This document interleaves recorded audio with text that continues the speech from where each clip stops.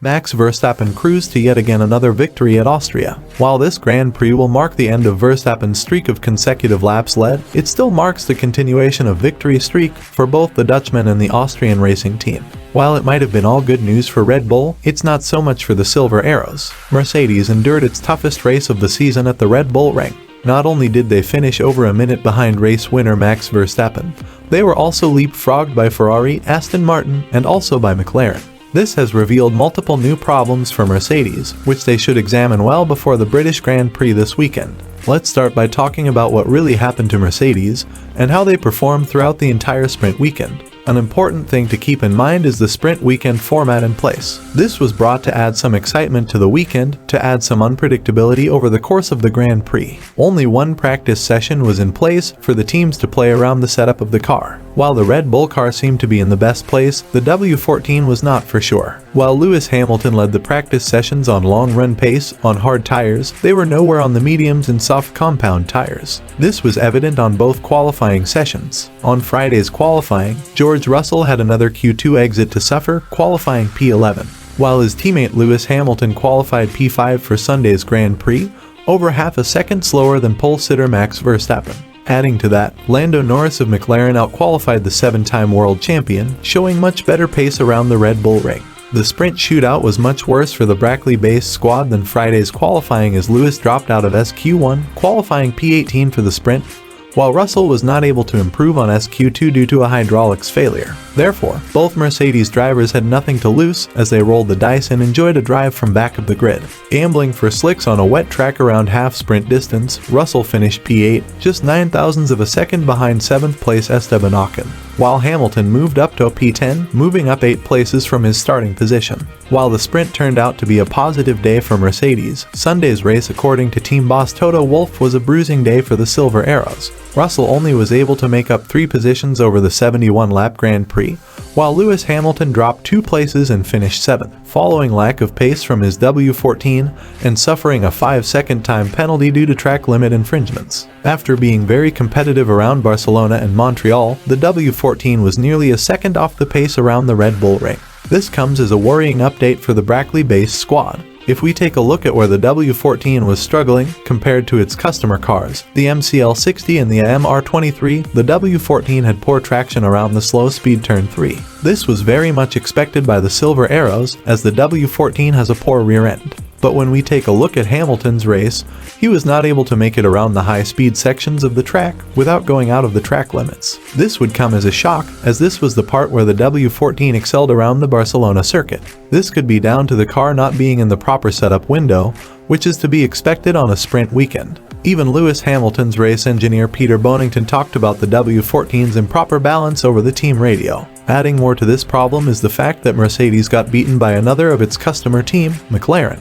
And around Austria, Mercedes clearly was the 5th fastest car, with Red Bull, Ferrari, McLaren and Aston Martin showing better all-round pace. When talking about this lack of performance, team boss Toto Wolff mentioned that both of his drivers were really struggling to get grips with the W14 from the first practice itself, which should explain the lack of performance from qualifying up to the Grand Prix. We've had a positive upward trajectory recently, but clearly, we didn't have the pace we needed here. It's been a tough weekend overall and both drivers have struggled with the car since FP1. From Friday onwards, we have seen that we were lacking a couple of tenths and we couldn't make the car quicker. Once the tires start sliding, either under braking or through the corner, then you have no grip. That contributed to our lack of performance, but we will have to go away and analyze it in more detail. When asked about Hamilton's feelings about his race post-race, the Brit added, "There was nothing wrong with the car. The car was fine," said the 7-time world champion. "McLaren did a great job today, they were super quick. Wasn't expecting them to be as fast as they were, but we weren't expecting to be as slow as we were either. But this track just highlighted some other areas for us to work on,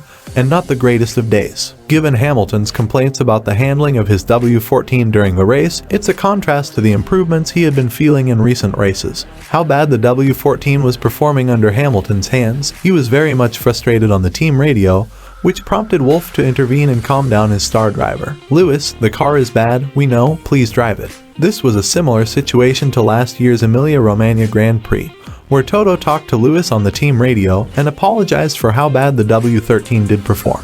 George Russell, on the other hand, also brought up some worrying concerns for the Silver Arrows, as he mentioned that they were expecting much more performance from the Austrian Grand Prix weekend. The young Brit mentioned that the car he was driving has been the same from Barcelona up till last weekend, but he was able to see a massive downshift in how the car has performed. It was really challenging today, and our pace was not as we expected. After yesterday, I was hoping for a little bit more from the Grand Prix. I am sure we will go away and get to the bottom of our performance here. We have the same car that we had in Barcelona where we were flying, so we need to understand what went wrong on our side. The car certainly doesn't feel how we want it to at the moment. It's moving around a lot, and it felt a little bit worse this weekend than at other circuits. The pace was substantially worse though, so we need to get to the bottom of that. The W14's pace around Red Bull's home track could have been track specific, because we did see how the Mercedes car performed on two polar opposite tracks in the name of Barcelona and Montreal. Therefore, the result around the Red Bull ring will come as a shock for the Silver Arrows. The trackside engineering director of Mercedes, Andrew Shovlin, talked about the team's performance at Austria all round, and he mentioned that the team has found new areas of concerns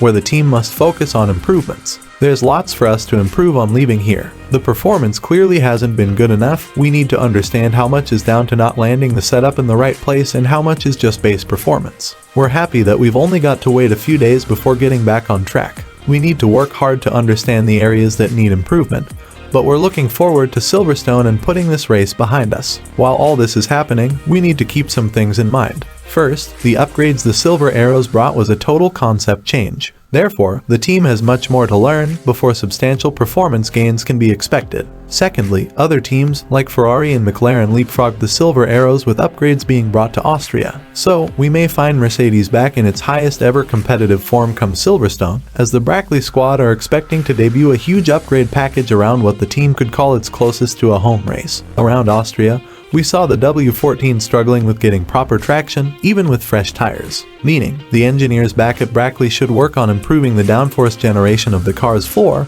and we are expecting a floor upgrade at Silverstone. That is one problem that Mercedes tried to solve by removing some front end, but they could not around Austria. So the team will and should try to solve this problem with its newest upgrades at next race week. Wolff stressed the importance of this, as he believes that we can expect a much more competitive car from Mercedes around Silverstone, as he added. We will take this weekend on the chin and move forward. The swings are quite interesting from circuit to circuit, where sometimes we are the closest challengers to Red Bull and at others struggling. We have a step of performance that we are bringing to Silverstone. Let's see if that circuit suits the characteristics of the car a little more, and we will analyze from there. So with the British Grand Prix not that far away, what do you guys think? How much or competitiveness are you expecting from Mercedes around Silverstone? Can Mercedes once again cement its position as the second fastest car on the grid with upgrades? Share your thoughts with us in the comments section down below. We'd love to discuss it with you. And on your way down, don't forget to subscribe to the channel to get notified of our future uploads, to keep yourselves up to date about the 2023 Formula 1 season.